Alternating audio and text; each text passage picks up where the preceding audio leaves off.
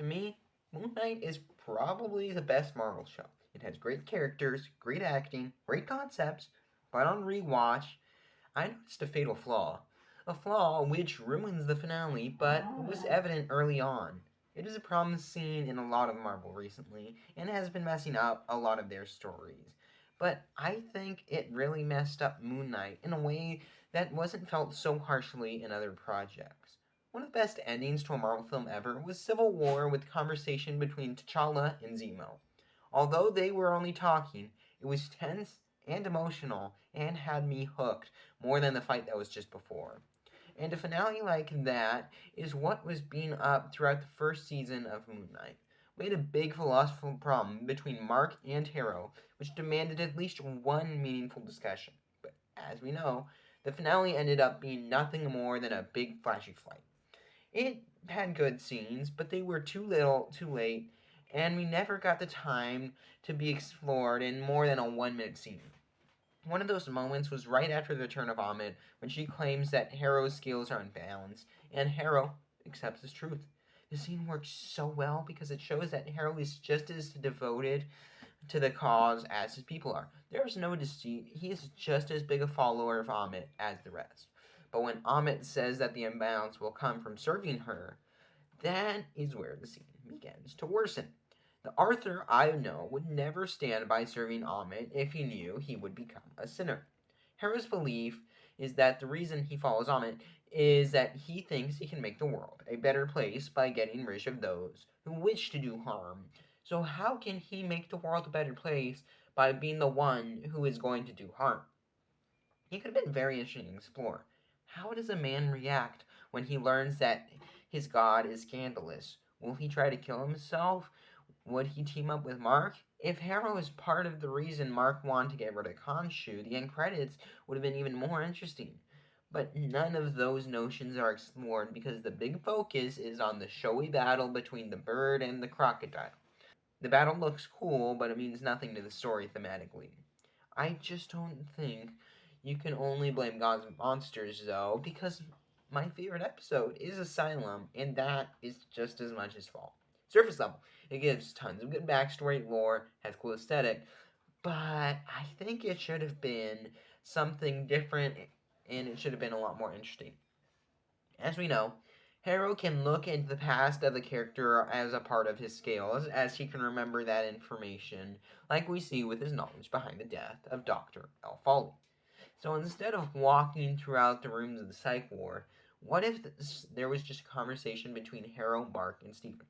Harrow could have been entering the mind of them after Stephen submits, just wanting to know about his past or something. To me, if our characters talked to Harrow instead of Dr. Harrow, I would have enjoyed the episode even more because we know that Harrow truly wants to make the world a better place, and maybe by helping Stephen understand the past, Harrow thinks he can accomplish that. Because it always rung me the wrong way that Amit's followers carry guns. It would assume that anyone who might interfere with the journey in even the slightest way is a sinner, although the scales may have never been checked. It strikes me as a major oversight in the name of action, which worsens the story. I think having the followers only kill after the scales decide would be a major limitation for them that would make the villains seem more real. We're in the third episode at the mob boss's house. It seems the people there may have been sinners, but Harrow just walks away. To me, Harrow should have helped Moon Knight kill the men, because Harrow should not have been the villain. Leave that to Amit or even Khonshu. Harrow is his own power. He kills those who sin, whether that is in the aid or detriment of our protagonist. Harrow should be tracking down Mark and Layla while they walk around Cairo because there are so many other sinners to kill. They shouldn't track down one sinner, but they should attack them if they come near. Even the assassination by the four men at the start of the third episode is ridiculous. It doesn't make sense. The men work for Harrow, yet kill the man just because he might talk to Mark. Harrow should be a pacifist until he encounters the sinner, and then you get rid of them. He should always find a peaceful way to resolve things with good people, because if not, he would be a sinner himself and contradict his own ideology, which he preaches so much throughout the show. Time after time, character is sacrificed for action. I understand that Moon Knight is one of the most violent characters, But when you have so much to say with your story, silencing that story is infuriating.